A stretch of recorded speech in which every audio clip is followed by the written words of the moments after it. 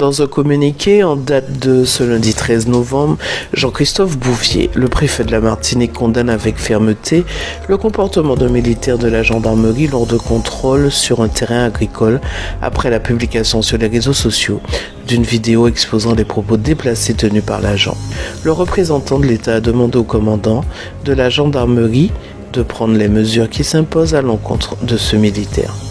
Depuis dimanche, une vidéo relatant, selon un communiqué de la préfecture, je cite, « l'intervention des gendarmes sur un terrain agricole alors qu'un groupe de militants procède illégalement à l'arrachage de melons pour y replanter ignames et patates douces » circule sur les réseaux sociaux. Fin de citation. Marie-Anne-Claire Aucness, depuis 1983, mais aussi directrice du Centre spatial guyanais depuis novembre 2019, va prendre de nouvelles fonctions. Celle qui a gravi les échelons tout au long de sa carrière et participé à la transition encore en cours d'Ariane 5 à Ariane 6, va prendre la direction technique et numérique Aucness. C'est Philippe Liard, Aucness depuis 1990, qui va prendre la direction du Centre spatial guyanais le 1er décembre prochain.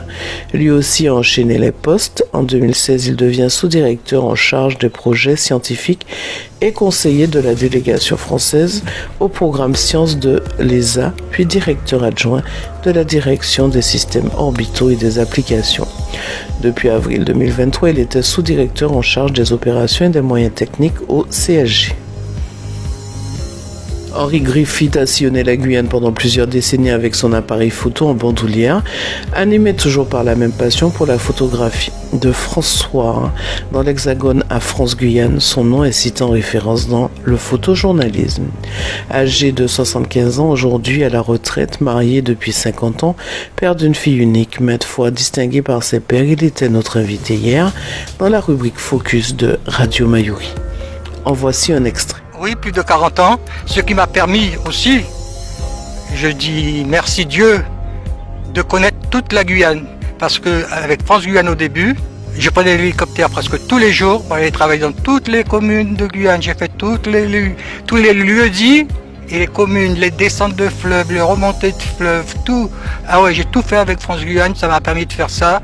Et ça m'a permis d'avoir une collection de photos sur la Guyane que mes amis connaissaient pas. Moi, je prends l'exemple de mes amis. Mais jusqu'à aujourd'hui, je publie certaines photos. Là, on m'a dit, mais c'est pas en Guyane, ça, c'est... Attends, tu as été à Antekumpata, tu as été à Elae, tu as été à Toenke. J'ai dit, oui, Et puis, j'ai encore, avec tous ces voyages que j'ai faits, un jour, je vais à Toenke, on me dit, il y aura un maraquet dans 15 jours. J'ai dit, qu'est-ce que c'est un maraquet? Il m'a dit, Marrakech, c'est une grande fête amérindienne de passage de l'adolescence à adulte, avec plein de rites, comment dire, plein de coutumes, de traditions à faire. Alors, ce qui fait, quand je suis rentré tout de suite à France-Guyane, j'ai pris mon mois de vacances d'avance, je suis monté, puis je suis resté un mois chez les Amérindiens à Toenke pour se maraquer. Et j'ai vu comment vivaient les Amérindiens, surtout c'était les Marrakech des Wayana. Je suis resté voir toutes leurs traditions, j'ai mangé comme eux, je me suis promené en calimbé comme eux, je me baignais tout nu avec eux, avec les femmes, les hommes dans le fleuve. C'était la vraie vie, quoi. Vous pouvez retrouver cette émission en vidéo et en intégralité sur notre chaîne YouTube et abonnez-vous. Les étudiants ultramarins éligibles auront droit à un aller-retour supplémentaire couvert par l'Agence de l'Outre-mer pour la mobilité, l'ADOM, pour les vacances de Noël. Cette mesure de continuité territoriale a été décidée dans le cadre du Comité interministériel des Outre-mer, CIOM. Pour la fin d'année 2023, la prise en charge s'effectuera sur la base d'un remboursement à 100% par l'ADOM de voyage aller-retour entre l'Hexagone et l'Outre-mer pour les étudiants ultramarins à compter des vacances de Noël ou de l'été austral. Cette mesure s'adresse aux néo-bacheliers accompagnés par l'ADOM. Les modalités d'accès ont été communiquées par mail aux jeunes concernés et sont également précisées sur le site internet de l'ADOM. 10 agriculteurs guyanais ont décollé depuis l'aéroport Félix Éboué ce dimanche pour aller à Bruxelles. Ils se rendent au Parlement européen à l'initiative d'André Rouget, député européen du Rassemblement national. Au total, 45 agriculteurs ultramarins y ont été conviés. Ils souhaitent exposer les difficultés qu'ils rencontrent en tant qu'agriculteurs sur un territoire d'outre-mer. Les agriculteurs insistent sur une chose. Ce qui nous intéresse, c'est de pouvoir parler de nos problématiques, peu importe le parti politique. Dès qu'ils s'y intéressent, nous sommes ravis d'en parler. Au programme de ce déplacement, une visite du parlementarium, des séances de travail avec les membres de la Commission du développement régional, une intervention de la députée européenne Rassemblement national Mathilde Androuet et intervention de 2 membres du COPA-COGECA, Comité des organisations professionnelles agricoles de l'Union européenne et Confédération générale des coopératives agricoles, ex-comité général de la coopération agricole de l'Union européenne. Dès le 1er janvier, la réglementation va changer. Beaucoup de titulaires des tickets restaurants les utilisaient pour payer l'ensemble de ces courses, mais ce ne sera bientôt plus possible. Par exemple, acheter des pâtes, du riz, des œufs avec la carte ticket restaurant ne sera plus possible. Seuls les articles directement consommables pourront être réglés avec les tickets restaurant, comme les conserves, les fruits et légumes et les sandwichs et salades.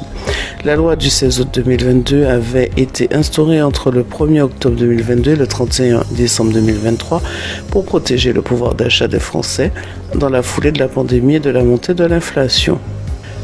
Le centre Georges Pompidou avait prévu de rendre un hommage vibrant à la réalisatrice martiniquaise Suzanne Palcy du 8 au 19 novembre dans une rétrospective retraçant le travail d'une vie, mais c'était sans compter le mouvement de grève qui perturbe le fonctionnement du musée parisien depuis la mi-octobre. Lundi soir, sur son compte Instagram, la réalisatrice oscarisée s'est excusée auprès des personnes qui comptaient assister à la projection de son film Parcours de dissident 2005. Le centre Pompidou est fermé pour cause de grève, a-t-elle annoncé sobrement. L'événement qui devait se tenir de 20h à 22h n'aura donc pas lieu. Le musée, situé en plein cœur de la capitale et très prisé des touristes, doit fermer en 2025 pour une longue période de travaux de rénovation. Les personnels s'inquiètent donc pour leur avenir et demandent des garanties à la direction, dont la grève qu'ils ont entamée et qui perturbe le bon fonctionnement du centre Pompidou depuis la mi-octobre. La suite de la rétrospective sur Suzanne Palcy dépendra de l'évolution du mouvement de grève les prochains jours. 2 projections d'Aimé Césaire, Une voix pour l'histoire 1994 sont notamment prévues les 15 et 18 novembre. L'intersyndicale a annoncé qu'elle sera reçue au ministère de la Culture mardi 14 novembre. C'est la fin de ce bulletin d'information. Je vous remercie de l'avoir suivi et à demain sur Radio Mayuri.